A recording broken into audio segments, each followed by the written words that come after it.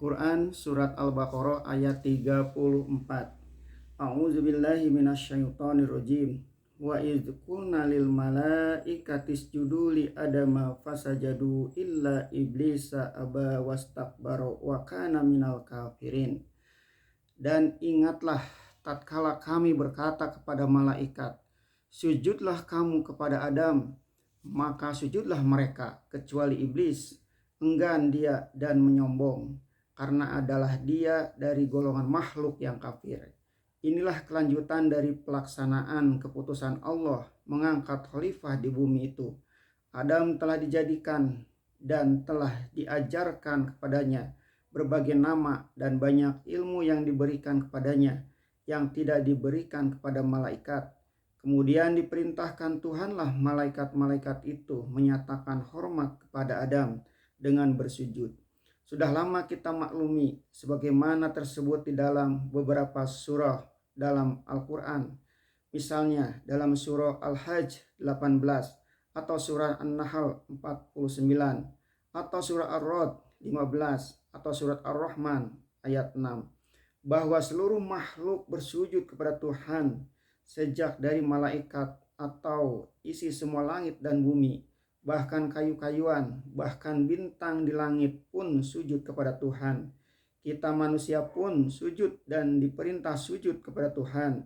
Bagi kita manusia, yang dikatakan sujud itu ialah mencecahkan kening ke bumi, lengkap dengan anggota yang 7, yaitu kedua telapak tangan, kedua lutut, dan kedua telapak kaki ditambah kepala. Akan tetapi bagaimana sujudnya pohon-pohon, bagaimana sujudnya malaikat, niscaya tidaklah sampai pengetahuan kita ke sana.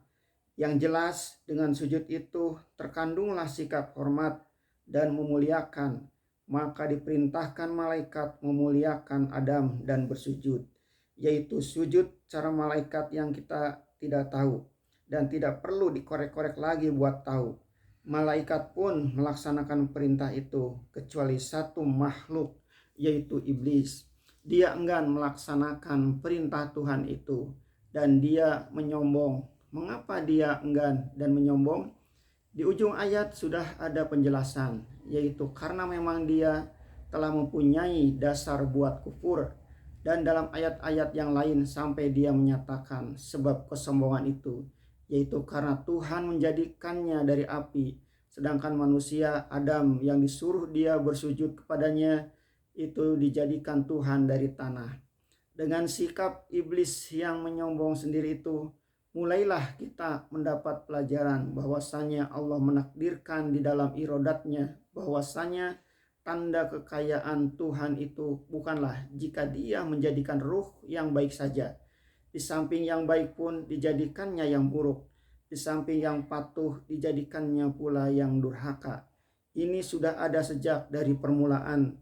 Sehingga bagi Nabi kita Muhammad SAW sendiri yang tengah berjuang menyampaikan seruan Allah, seketika ayat ini diturunkan menjadi pengertian lebih mendalamlah bahwa keingkaran dan kekufuran penentang-penentang beliau baik waktu di Mekah maupun waktu di Madinah sudahlah suatu kenyataan yang tidak dapat dielakkan. Kalau dasar telah ada kufur, Tuhan Allah pun mereka tentang sebagai yang dilakukan oleh iblis itu.